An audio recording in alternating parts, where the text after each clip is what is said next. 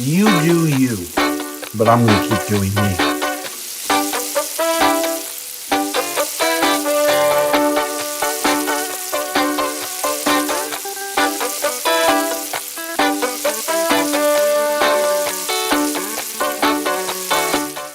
Welcome back. It's Brisket Week here at our kitchen studio, and at AZ Cooks, we believe in one thing above all others, and that is culinary literacy. If you want to cook, you should know how to cook, and you should know the techniques behind it so that your food life is as rich as possible.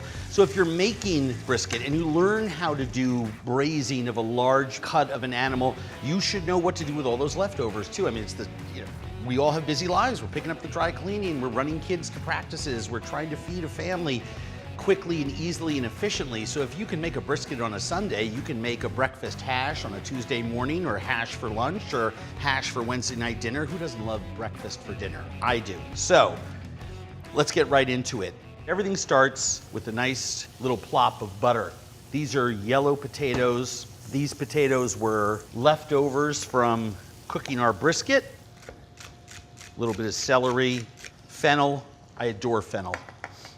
It's got fresh anise flavor. It's very green and vegetal. It has the texture of celery. Some of my carrots. Let's get a little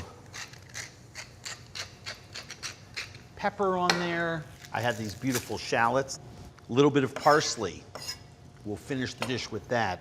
I'm gonna put this thyme in, and I'm just gonna nestle it in there. Come on over here. You can see that I'm getting nice brown color on all of my potatoes. You want to make sure that your potatoes are browning, because nobody likes hash that doesn't have crispy potatoes. To me, the next thing that I want to add is my leftover cubed brisket, because that's going to take a while to heat up. And I've left it cut kind of big, and I'm going to add some of my vegetables on. I just want to put crust on one side of that brisket. I mean, we already browned it, we braised it, it's got a lot of roasty flavor in it. So I'll just let these vegetables sort of warm up on top of it. Maybe I'll take half the parsley, sprinkle that in, take the opportunity to season. So pick up a piece of brisket and turn it over. Oh, look at that. How is that for caramelization? I think in the Encyclopedia Britannica under Maillard reaction, there should be a picture of that piece of meat. And that dangling little piece of decal on there is just unbelievable. I want some fresh raw onion flavor. I'm gonna use a scallion. All right, so leave our thyme sprig behind. I mean, that, my friends, is a beautiful plate of hash. No, it's not. What about a fried egg? I like to hard sear my fried eggs in brown butter, and the reason is very simple. If I don't do that, then I don't have those wonderful crispy burnt edges.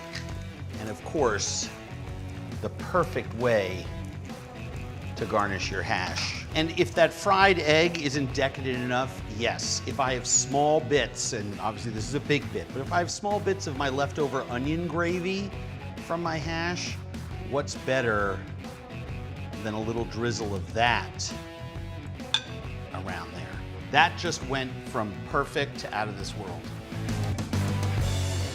Today, it's dashi maki tamago.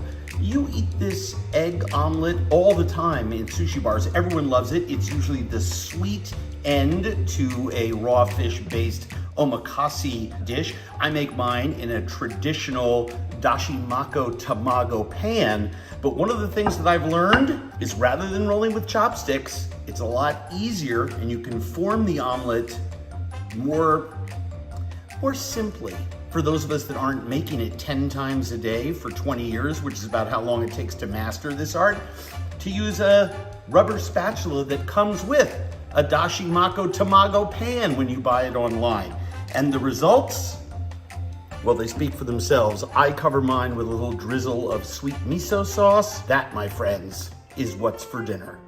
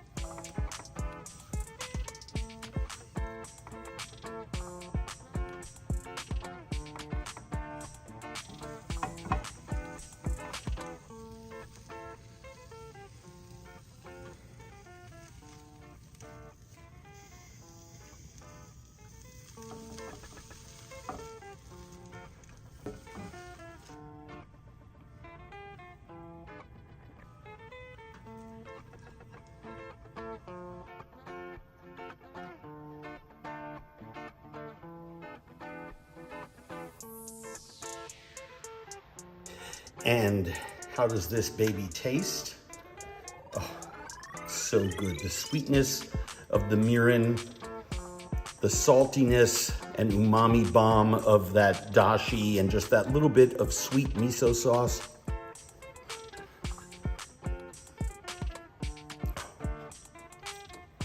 I like a little bit of minced scallion in mine. You do you, but I'm gonna keep doing me.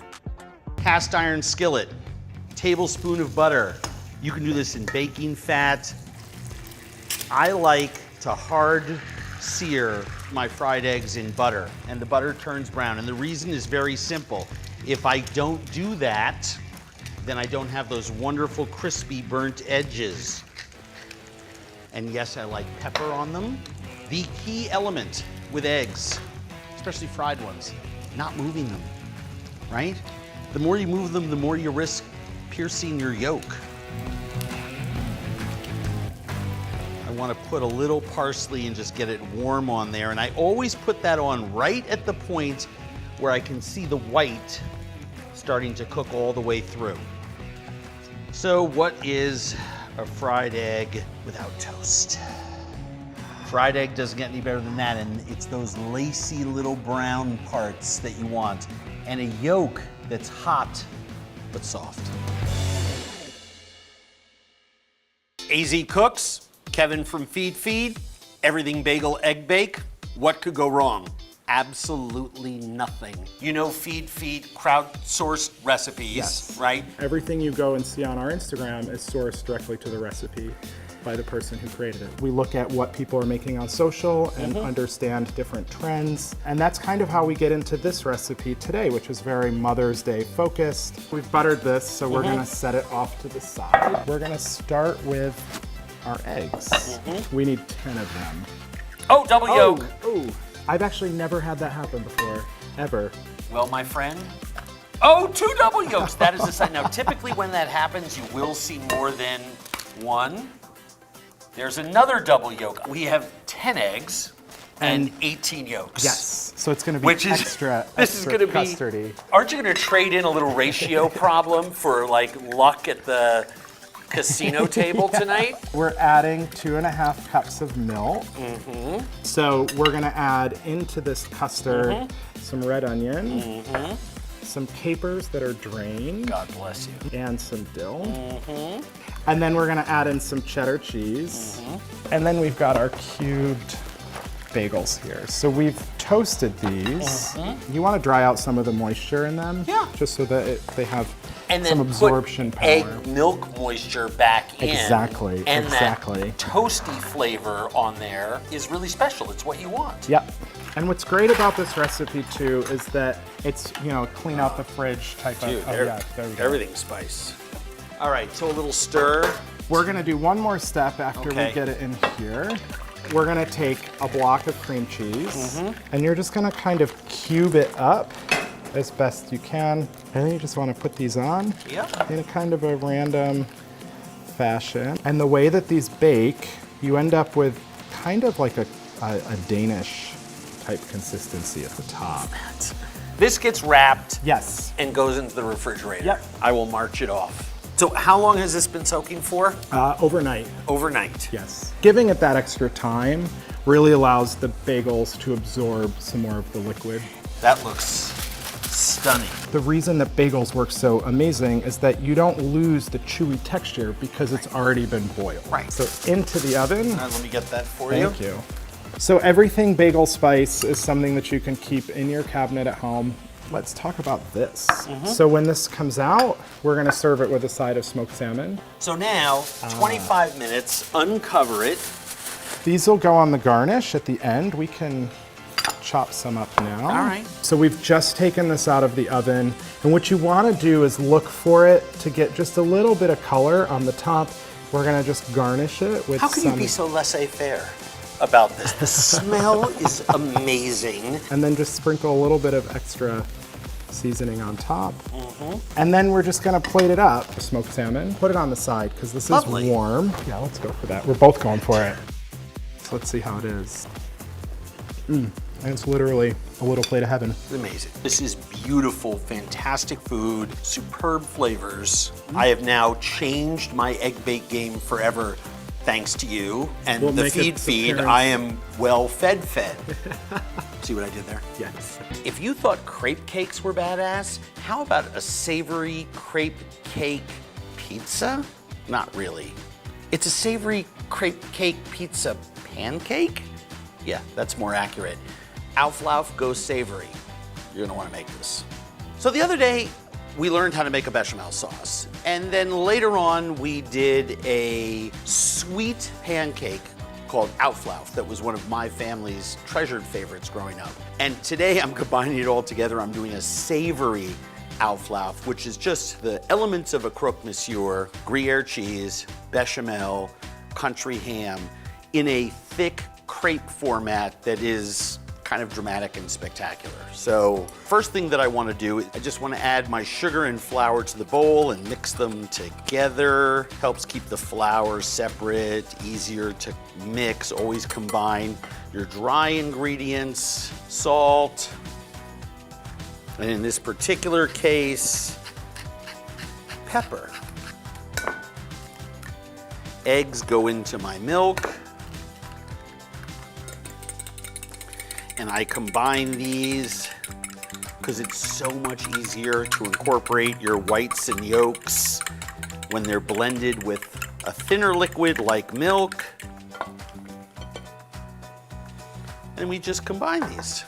I'm gonna whisk a lot. The lumps in the flour break up really effortlessly. Anyone who's ever made homemade pancakes can tell you that.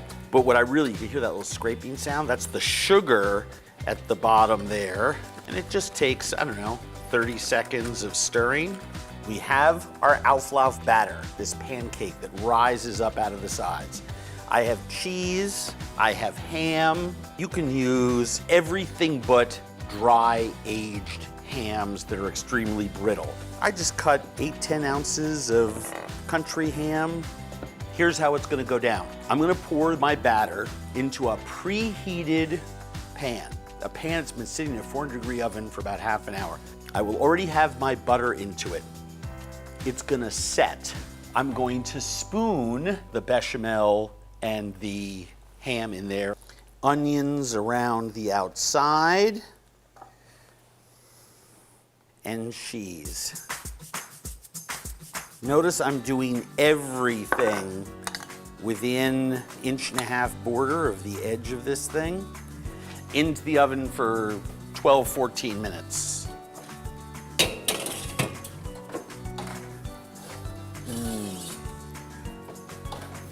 So a savory Auflauf like this one does not rise as high on the edge as a sweet one. When you put all the weight of the ingredients in the middle, the edges will puff up, but obviously not as much. I think it's still just as dramatic and stunning. We're lucky enough that we have an obsessive compulsive gardener working here.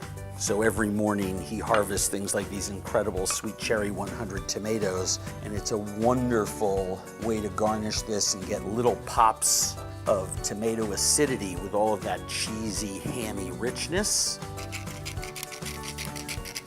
You know, and then the last thing, just some thyme leaves. Thyme actually works better with the ham and the cheese and the dough that's underneath. And there you have it. The cheese and the ham and what salt we put in there is salty enough. So, I mean, at its very essence, this is a sweet pancake that I've developed savory applications for. The crust is just fantastic, and you can see it's pulled up a little bit of that cheesy goodness in there. I just like to put out a couple of small knives when I'm serving this for folks and just let them sort of grab at it. You can see the cheese and the bechamel and the ham.